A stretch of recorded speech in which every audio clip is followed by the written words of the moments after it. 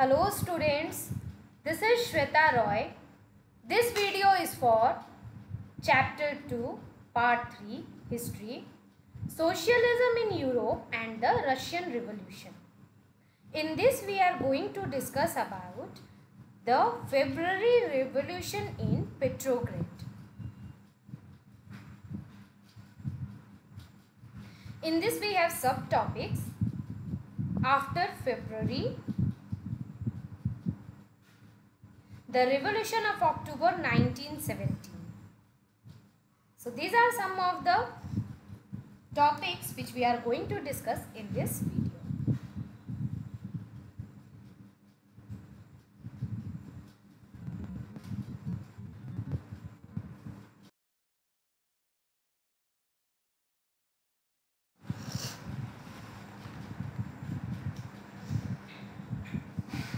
So here we will discuss about the February Revolution in Petrograd, which was the capital.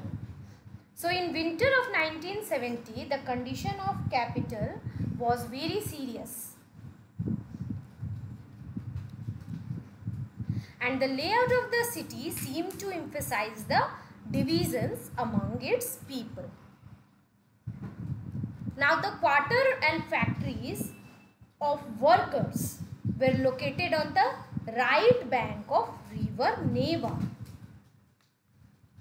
and on the left bank of river Neva were the fashionable areas, the Winter Palace, the official buildings, palace where the Duma met. These all fashionable areas were on the left of the river Neva, and on the right side there was factories and quarters of workers. Now in February 1917, there was food shortage in the workers' quarters. The winter was very cold, and there had been exceptional frost and heavy snow.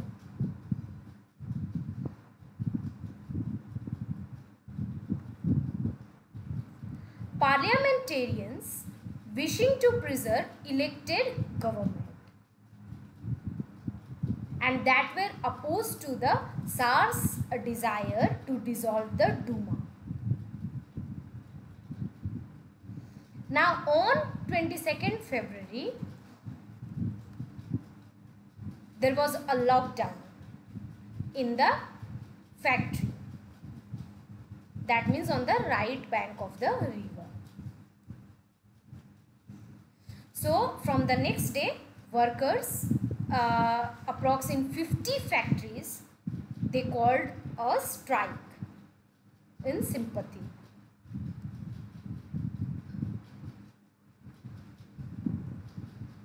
Now in many factories, women led the way to strikes,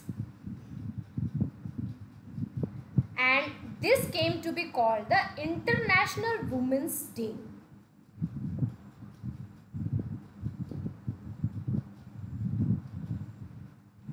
Now demonstrating workers crossed from the factory quarters to the center of the capital, the Nevsky Prospect.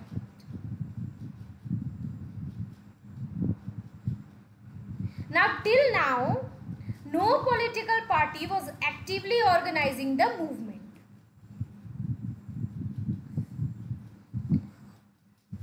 Because the fashionable quarters and official buildings were surrounded by workers, and the government imposed a curfew. So the demonstrators dispersed by the evening, but they came back on 24th and 25th. Now the government called out the cavalry and police to keep an eye on them.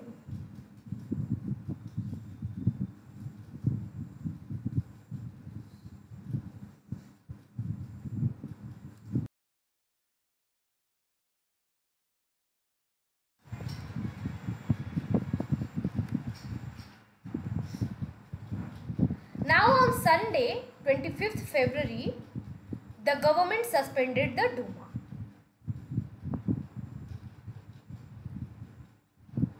And also the demonstrators, they returned in force to the streets of the left bank on the 26th. Now on 27th, the police headquarters were ransacked. The streets thronged with people raising slogans about bread, wages, bitter hours and democracy. So it was all crowded with the people who were raising out the slogans. Now government tried to control the situation and they called out cavalry once again. But the cavalry refused to fire on the demonstrators. Now an officer was shot at the barracks of a regiment and 3 other regiments mutinied, voting to join the striking workers. And by that evening, soldiers and striking workers had gathered to form a Soviet or council in the same building as the Duma met. And this was the Petrograd Soviet. So this is how the Petrograd Soviet came into existence.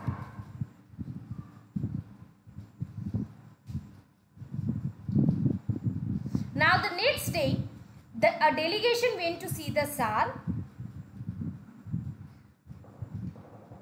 Now the military commanders advised him to abdicate and he followed their advice and abdicated on 2nd March. Now the Soviet leaders and Duma leaders formed a provisional government to run the country. Now Russia's future would be decided by a constituent assembly elected on the basis of universal adult franchise. This Petrograd had led the February Revolution that brought down the monarchy in February 1970.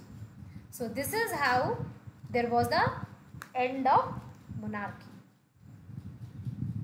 Here you can see a picture in which the Petrograd Soviet meeting in Duma in February 1917.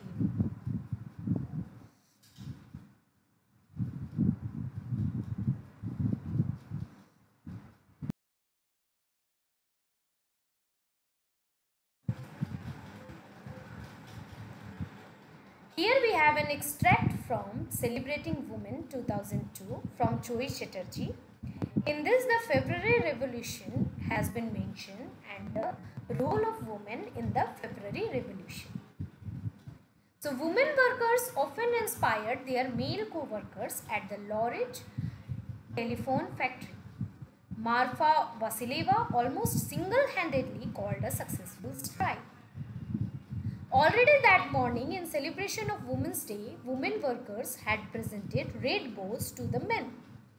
The Marfa Vasileva, a milling machine operator, stopped work and declared an impromptu strike. The workers on the floor were ready to support her. The foreman informed the management and sent her a loaf of bread. She took the bread but refused to go back to work. The administrator asked her again why she refused to work and she replied, "I cannot be the only one who is satiated when others are hungry." Women workers from another section of the factory gathered around Marfa in support, and gradually all the other women ceased working. Soon the men downed their tools as well and the entire crowd rushed onto the street. So this is how women led the February Revolution.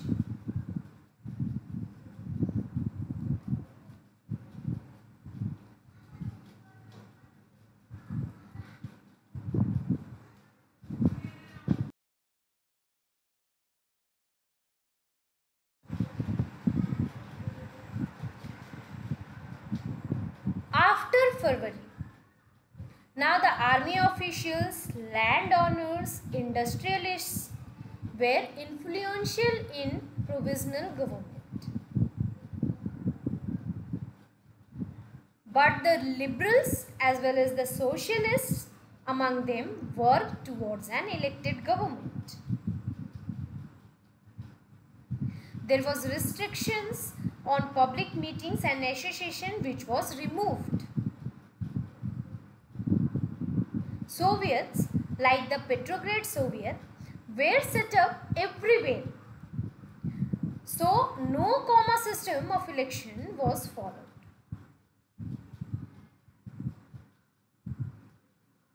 In April 1917, the Bolshevik leader Vladimir Lenin returned Russia from his exile.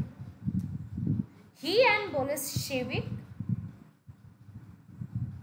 had opposed the war since 1914, and now he felt it was time for Soviets to take over power. He declared that the war be brought to a close, land be transferred to peasants, and banks be nationalized. And these three demands were Lenin's April thesis. So you need to keep in mind what was the Lenin's April thesis. So Lenin's April thesis was his three demands, which was war be brought to a close, land be transferred to the peasant, and banks be nationalized. These three demands were Lenin's April thesis. He also argued that Bolshevik party rename itself the Communist Party so that it can indicate its new radical aims. And most other in the Bolshevik party were initially surprised by the April thesis. They thought that the time was not yet ripe for a socialist revolution and the provisional government needed to be supported. But the developments of the subsequent months changed their attitude. Here you have an activity. List 5 changes in the mood of workers. Place yourself in the position of a woman who has been both situations and write an account of what had changed. So do this activity.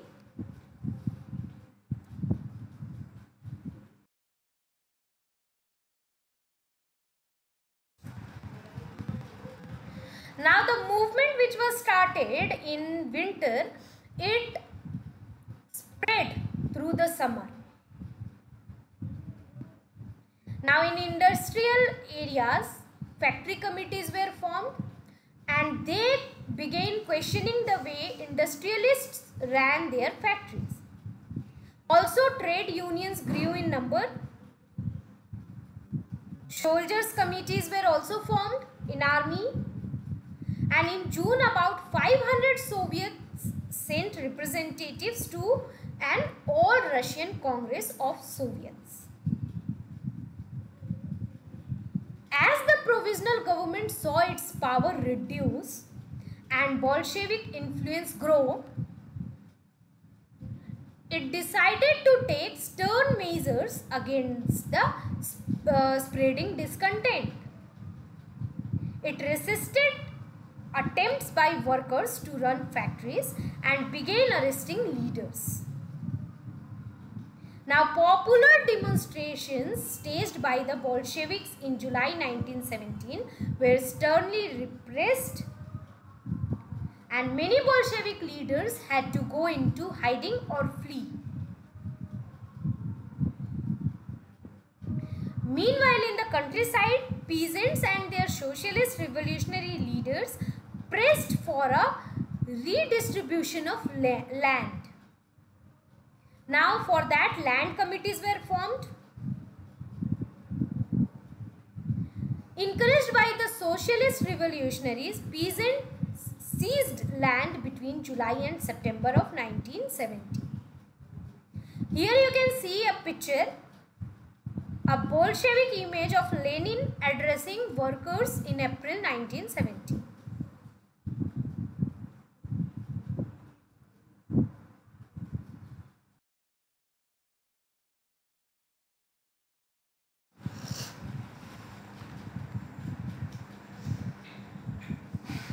So here we will discuss about the February Revolution in Petrograd, which was the capital. So in winter of 1970, the condition of capital was very serious.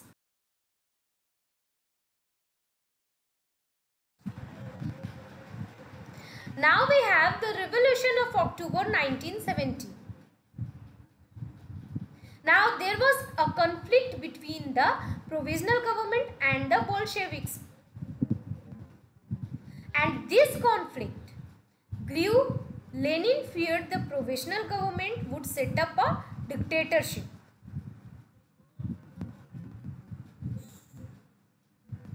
In September, he began discussions for an uprising against the government. Now, Bolshevik supporters who were there in the army, Soviet factories, they were brought together. On 16th October 1917, Lenin persuaded the Petrograd Soviet and Bolshevik Party to agree a socialist seizure of power and a military revolutionary committee was appointed by Soviet under Leon Trotsky to organize the seizure. Although the date of event was kept a secret.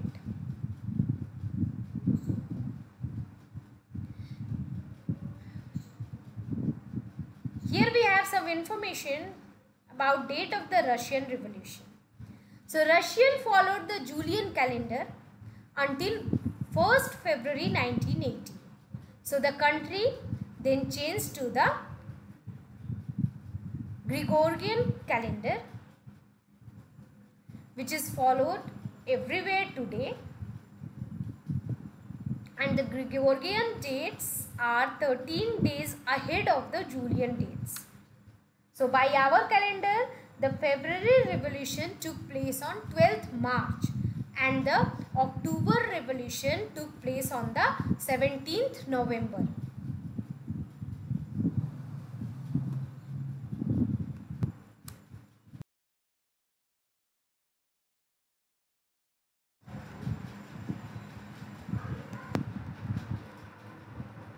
Now the uprising began on 24th of October. Now the Prime Minister Kerensky left the city to summon troops as he sensed the trouble. Now at the dawn, military men who were loyal to the government seized the buildings of two Bolshevik newspapers. Now pro-government troops were sent to take over telephone and telegraph offices and protect the Winter Palace. Military Revolutionary Committee ordered its supporters to seize government offices and arrest ministers.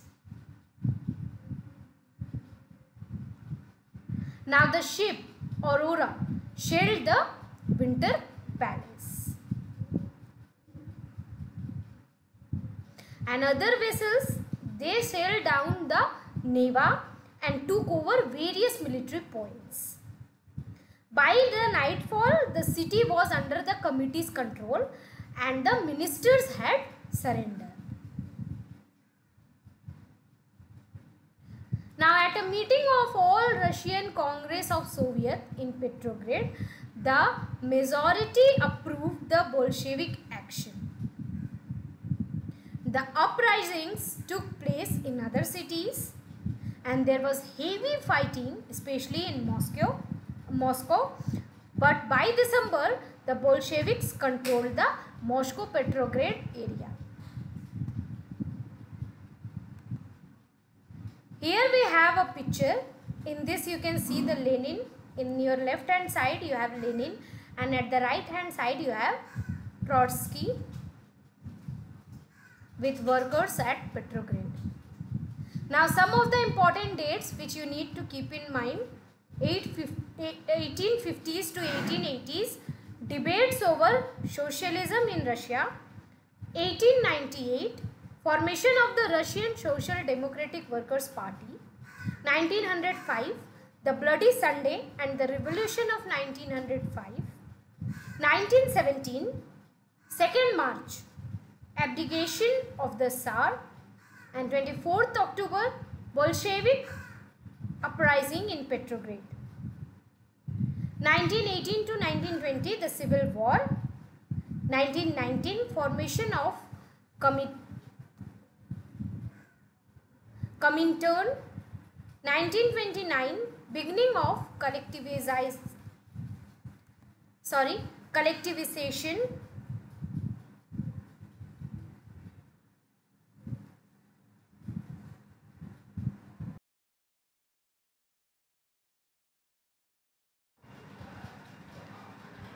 I hope you all understood all the topics taught in this video. Thank you.